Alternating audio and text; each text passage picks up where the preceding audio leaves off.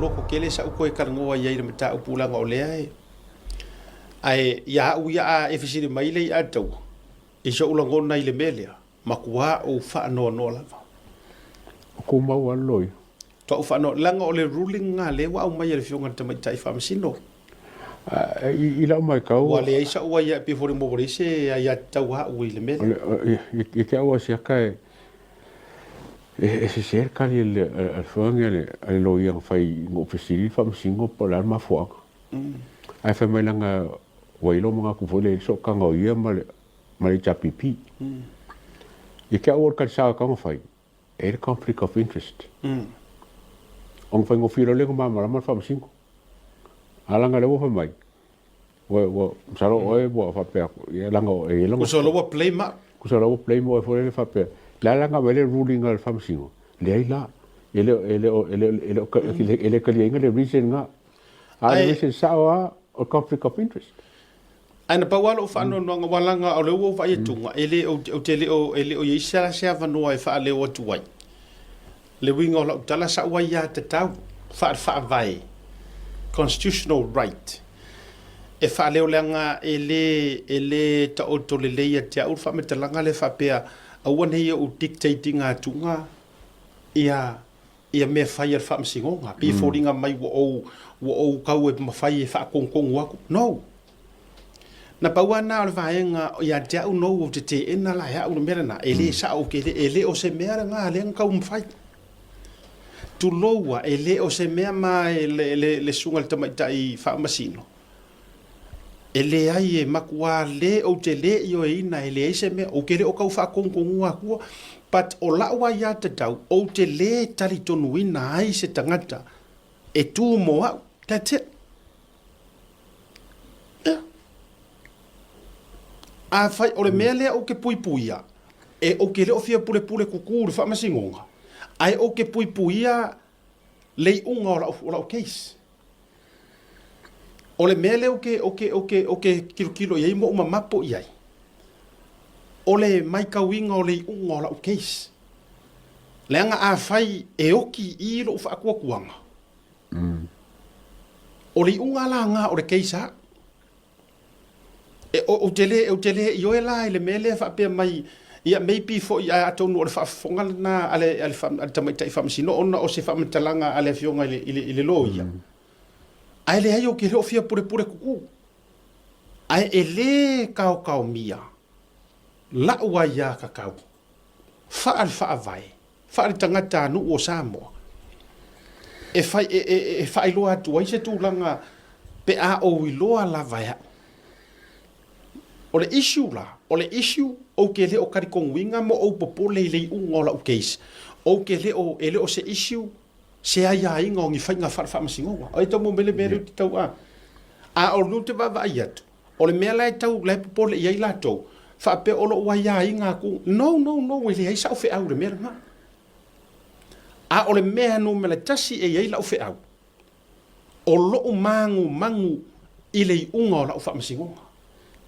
ai se a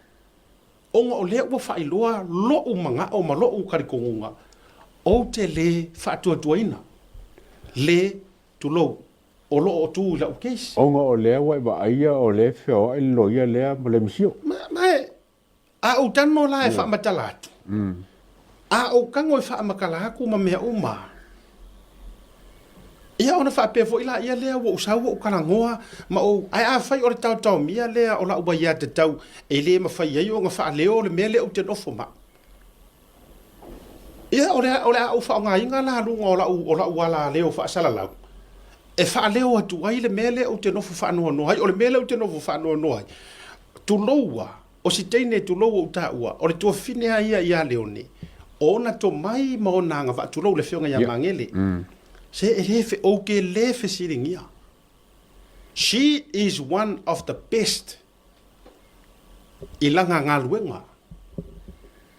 ai a sauloa ile me ka o lo fa akua kuinga o ngai kau ke fiwa nga fainga fa apolokiki ma se e kau iai ma tato association o nga lea o ke kau alo koisi o ka mai pau o le to alua o si teine sia tu lo le sunga tamai tai lo ia ua leva o ngā IT ma pule i le ofisa o whai ngā paroka, a o le misio langa ko mesinga o whai ngā paroka. Whaabea lau e le whionga le tamaitai whaamasino, wa o ma umanga whaila o assignment ngai mea, and I do know she knows. Wa o ma umanga whaila o assignment, wa o tangata whaasala lau o te sue fo ia uia ia. Wa lewa fo ingo o whainga ruenga le kula fongo ngi usila. E fo isinga o kamai whasimana malama hai ngai mea. Ale winga la na lewa utango wha leo. O le pule a ko usesiku, o le pule lea ko o lua, o si kamai kaisia, o le pule alona to o lua sai ai, o le misi o le lo ia mai o. O le ala le so o kanga kele le i. Le a dawa a whapene o au o le vanga ka ngā rurue o o la pule. A le wa umaenga, wa lava fo i le ka masanginga. Wa makua lava fiwe lava oka ngelo nkausanga. So o le ala le mele i tua o melia. A o loa le mea o le antula i mai se keiso te nau i langa i le mama upu makala. A la wo i fo uma lo u ainga o kua fa wo i fo uma. E le fai ngofie o mai savai. No su mai fo i le va usu ngafi. O tupe o mea uma lai kausila ko fa ngau savai a o pia le o i fo fai mea. E le fai ngofie la le usu mai masava mau i fo ia pia ko e fo i savai. Ma me ai o vai e tunga. O te vai e tunga i se tangata o le te nau e tu i le mele inga ia fa amuka loa. Le fai nga so o kalangi. Ai o ke vai a kunga. E le. So to me ia te ma o lo wale tu lo le fa fonga mai le tunu. Ua lava sa ngā le fionga ka kai famsingo. Ua o iloa ai mo ike. O le unga leo le mako keisi. Ya. Ai se i. Se tatu wa dai mai kau sa moa o ko o famsingo city. O ngei fo i mea. E aki lava ele ku ikele le ku u kangaka e papa va ia kwa fa pepe kwa ke o fo wa mai ioi alu winga na le uta fa ia tuai ale la o saule tala fa pe mai fa au e ai nge ke u fa pe mai se si le la te la ma o le li poki solo mai ia and I know that lai kau mawhai ala tau e vali mai ina ia ma ia, that's fine.